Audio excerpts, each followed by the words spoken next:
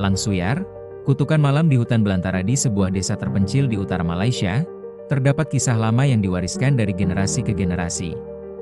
Kisah ini tentang seorang wanita yang berubah menjadi langsuyar, makhluk malam yang menebarkan ketakutan di kalangan penduduk desa. Bertahun-tahun lalu, di desa Tanjung Merah, hiduplah seorang wanita bernama Cempaka. Ia dikenal sebagai perempuan yang cantik dan baik hati. Namun, nasib malang menimpanya saat ia melahirkan anak pertamanya. Bayinya meninggal saat lahir, dan dalam duka yang mendalam, Cempaka jatuh pingsan. Keluarganya mengira ia juga telah meninggal dan segera menguburkannya bersama bayinya tanpa menyadari bahwa ia masih hidup. Saat tubuhnya terkubur dalam tanah yang lembab, sesuatu dalam dirinya berubah. Rasa sakit kehilangan anaknya dan dendam yang membara merasuk ke dalam jiwanya. Malam itu, ia bangkit dari kubur dengan rupa yang menyeramkan. Rambutnya panjang terurai, wajahnya pucat dengan mata merah menyala, dan kukunya memanjang tajam. Ia telah menjadi langsuyar, makhluk yang haus akan kehidupan manusia. Sejak malam itu, desa Tanjung Merah tidak lagi tentram. Penduduk desa sering mendengar tangisan memilukan dari dalam hutan, suara lirih yang seakan memanggil. Satu persatu, penduduk desa mulai hilang, hanya ditemukan tubuh mereka yang kering tanpa setetes darah. Orang-orang percaya bahwa langsuyar menghisap darah dan nyawa mangsanya untuk mengisi kehampaan yang ia rasakan. Dukun desa, Pak Nayan, yang memiliki ilmu gaib, menyarankan agar mereka menangkap langsuyar dengan cara memotong kukunya dan mengikat rambut panjangnya. Karena hanya dengan cara itu ia bisa dikembalikan menjadi manusia biasa. Dengan keberanian yang tersisa, beberapa pemuda desa pergi ke hutan pada malam bulan purnama, membawa paku dan tali emas, dua benda yang diyakini mampu melemahkan langsuyar. Mereka menemukan langsuyar sedang melayang di atas sebatang pohon tua, rambutnya berkibar ditiup angin malam. Dengan ketangkasan dan keberanian, mereka menyerangnya. Seseorang berhasil memotong sedikit rambutnya, sementara yang lain menancapkan paku emas ke tengkuknya. Langsuyar menjerit keras, suaranya memecah keheningan malam. Ia jatuh ke tanah, tubuhnya menggeliat sebelum akhirnya berubah menjadi sosok wanita yang mereka kenal, Cempaka. Namun, Cempaka tidak lagi sama. Matanya kosong, wajahnya penuh kesedihan. Ia hanya bisa menangis sebelum akhirnya pingsan dalam pelukan ibu kandungnya. Sejak saat itu, Cempaka dirawat di rumahnya, tetapi ia tidak pernah berbicara atau menunjukkan tanda-tanda kehidupan yang normal. Penduduk desa pun percaya, meskipun ia telah dikembalikan ke wujud asalnya, jiwanya tetap terperangkap dalam kesedihan dan kutukan langsuyar. Hingga kini, di malam-malam tertentu, suara tangisan masih terdengar dari rumah Cempaka. Dan mereka yang berjalan sendirian di hutan dekat desa masih merasa ada sepasang mata merah yang mengintai dari balik pepohonan, seolah mengingatkan bahwa langsuyar tidak pernah benar-benar pergi.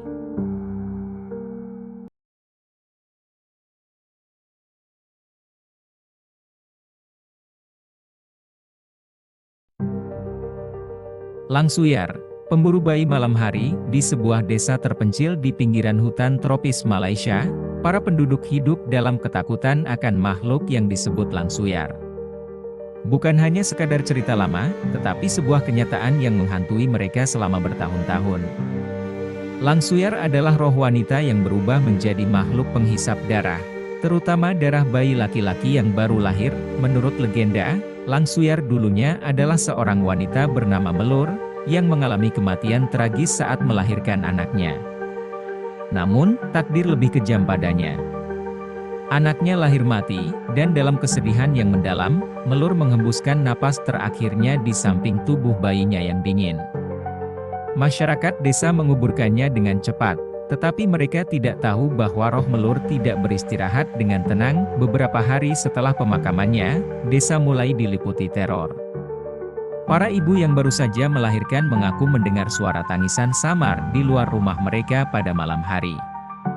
Beberapa bayi laki-laki yang baru lahir jatuh sakit tanpa alasan yang jelas, tubuh mereka melemah seakan kehilangan nyawa secara perlahan.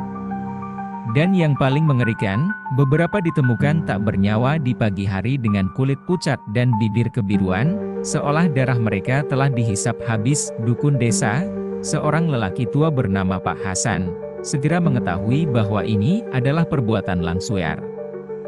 Ia memperingatkan semua penduduk untuk mengikat bayi laki-laki mereka dengan tali merah dan meletakkan gunting atau jarum di bawah bantal mereka, karena benda-benda tajam diakini dapat menghalangi Langsuir mendekati bayi. Namun, ketakutan terus menghantui desa.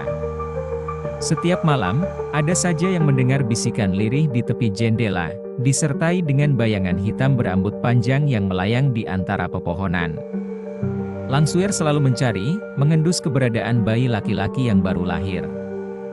Tangisannya di malam hari menjadi peringatan bagi siapapun yang mendengarnya untuk segera mengunci pintu dan memeluk bayi mereka erat-erat. Hingga suatu malam, seorang ibu muda bernama Suri kehilangan bayinya. Ia hanya meninggalkan anaknya sejenak untuk mengambil air, tetapi ketika kembali, bayi itu telah hilang. Yang tersisa hanyalah jejak kaki basah yang mengarah ke hutan. Dengan hati yang hancur, Suri dan para penduduk desa hanya bisa menangis, menyadari bahwa bayinya telah menjadi korban Langsuir. Sejak itu, desa tersebut hidup dalam kewaspadaan abadi. Mereka percaya bahwa selama ada kelahiran bayi laki-laki di desa, Langsuir akan selalu datang, mengintai dalam gelap, menunggu saat yang tepat untuk memuaskan dahaganya akan darah suci yang baru lahir.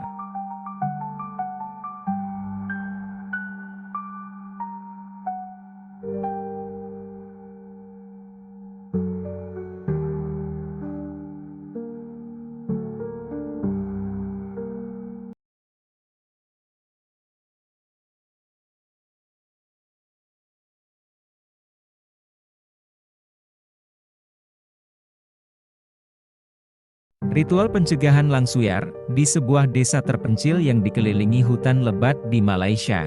Masyarakat telah lama percaya akan keberadaan Langsuir, roh seorang wanita yang meninggal saat melahirkan dan kembali sebagai makhluk penghisap darah. Untuk mencegah hal ini terjadi, mereka melakukan serangkaian ritual yang telah diwariskan turun-temurun. Saat seorang ibu meninggal setelah melahirkan, masyarakat tidak hanya meratapi kepergiannya, tetapi juga bersiap melakukan langkah-langkah pencegahan.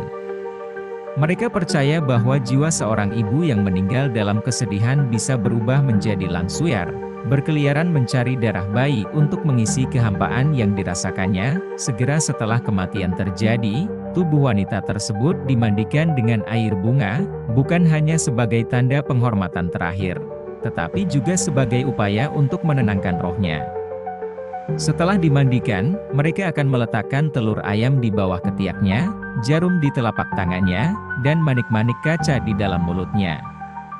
Konon, telur ayam membuat tubuhnya menjadi lemah, sehingga ia tidak dapat bangkit kembali, sementara jarum menghambat kekuatan jahat yang mungkin muncul dari tangannya.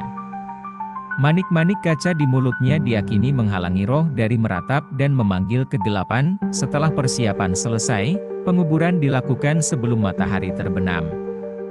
Para lelaki desa akan membawa jenazah ke pemakaman dengan langkah cepat, tanpa menoleh ke belakang, karena diyakini bahwa roh Langsuir bisa mengikuti dan menyesatkan mereka. Di sekitar makam, beberapa benda tajam seperti duri atau paku juga ditaburkan untuk memastikan roh tersebut tetap terkurung di dalam tanah. Namun, meskipun semua langkah pencegahan telah dilakukan, masyarakat tetap hidup dalam kewaspadaan. Jika ada suara tangisan lirih terdengar di malam hari atau bayangan hitam melayang di antara pepohonan, mereka percaya bahwa ada Langsuir yang berhasil lolos dari ritual pencegahan. Pada saat seperti itu, dukun desa akan dipanggil untuk melakukan doa dan pengusiran agar desa kembali aman. Bagi masyarakat desa, kepercayaan ini bukan hanya sekadar cerita turun-temurun, tetapi juga bentuk perlindungan terhadap kesejahteraan ibu dan anak. Mereka meyakini bahwa selama ritual pencegahan dilakukan dengan benar, Langsuir tidak akan bangkit, dan roh sang ibu dapat beristirahat dalam damai, tanpa menebarkan teror bagi mereka yang ditinggalkan.